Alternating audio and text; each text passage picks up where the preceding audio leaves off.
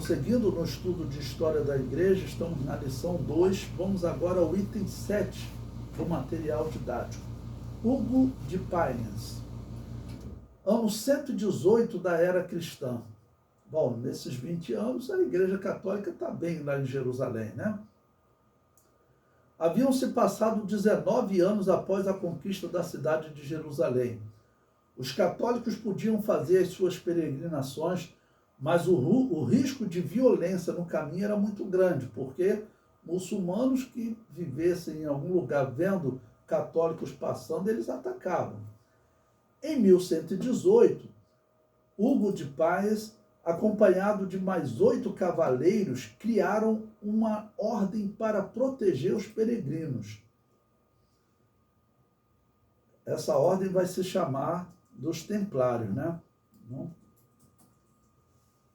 Os Templários receberam autorização para criar um sistema bancário onde os europeus que peregrinariam para Jerusalém faziam um depósito na Europa, recebiam um documento com o qual ele sacaria o valor em Jerusalém. Foi permitido também que eles emprestassem dinheiro a juros. Os saques das cidades, unidos aos empréstimos a juros, conduzirão os templários a uma grande riqueza, a ponto de terem mais dinheiro que os reis e o próprio Papa, o que geraria intrigas. Os templários adquirirão vastas extensões de terra na Europa e no Oriente Médio e construirão muitos castelos. Uma pausa aqui para explicar a vocês. Com a chance de poder emprestar dinheiro a juros, tudo isso para eles poderem lutar por Jerusalém, proteger os peregrinos, né?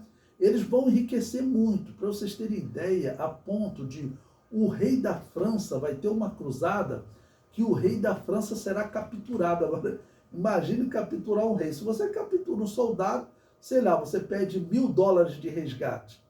Diz que os muçulmanos pediram um valor tão absurdo, mas tão absurdo, que a França não tinha condições de pagar. O país, juntar todo o ouro, prata que eles tinham, não tinha condições de pagar. E diz a história que os templários, então, eles vão tomar a decisão errada, que vai levar à sua destruição. Eles falaram o seguinte: eu faço o seguinte, eu pago esse valor para vocês, mas vocês têm esse dinheiro todo? Esse dinheiro aí é só um trocadinho para nós, teria dito o líder dos templários. Eles pagaram, o rei da França foi solto e ficou endividado com os templários, e depois o rei da França vai se juntar ao Papa, vão acusar os templários de satanistas, né? Esses templários, eles faziam voto de castidade, então eles não eram casados, aí acusaram eles também de homossexualismo e tentaram acabar com essa ordem. Na verdade, alguns historiadores dizem que eles queriam era saquear o dinheiro dos templários, tá bom? Porém, muitos templários conseguiram fugir. O rei da França conseguiu se livrar da dívida, mas a história hoje diz que muito provavelmente os templários saíram e foram para a Península Ibérica, começaram a servir como soldados lá e formaram uma ordem, e depois eles conseguiram, né, livrar aquela região dos árabes, e diz que o nome Portugal, ele deriva de Porto do Grau. Muitos historiadores consideram essa história verdadeira. E eles falam que na história os templários realmente, em Portugal, não foram perseguidos, e os outros templários foram todos para Portugal. E foi a razão dos portugueses se tornarem os dominadores dos mares por muito tempo. Os portugueses foram os maiores navegadores, explorando muito a África e até o Brasil, graças a quem? Aos templários, tá ok?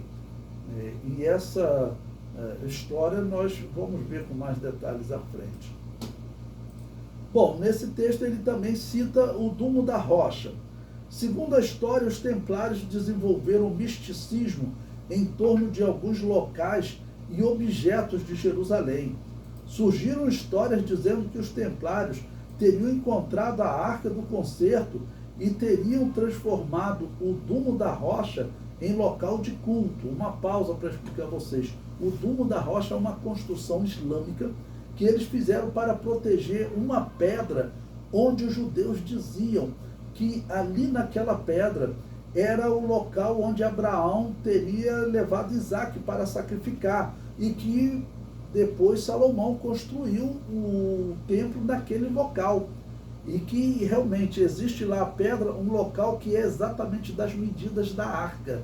Então eles dizem que eles colocaram a arca em cima dessa pedra onde Abraão teria ido sacrificar Isaac. E os muçulmanos construíram um dumo, até hoje tem esse dumo lá, né? Para restringir os judeus para não irem lá naquele local. Como os católicos conquistaram, então eles transformaram aquele num local de culto. E se você quiser pesquisar na internet, eu recomendo que vocês façam isso porque é emocionante, é interessante. Agora os muçulmanos estão mais liberais, né? E eles estão permitindo que seja filmado. E é uma coisa interessante, né? Você vê a pedra, está lá a marca da arca na pedra, e seria o local, né, onde Abraão teria levado Isaac para sacrificar.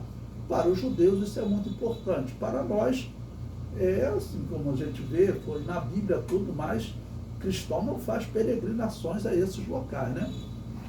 Mas esse local, eu me emocionei quando uma israelita, ela tem uma série de vídeos, Israel com Aline.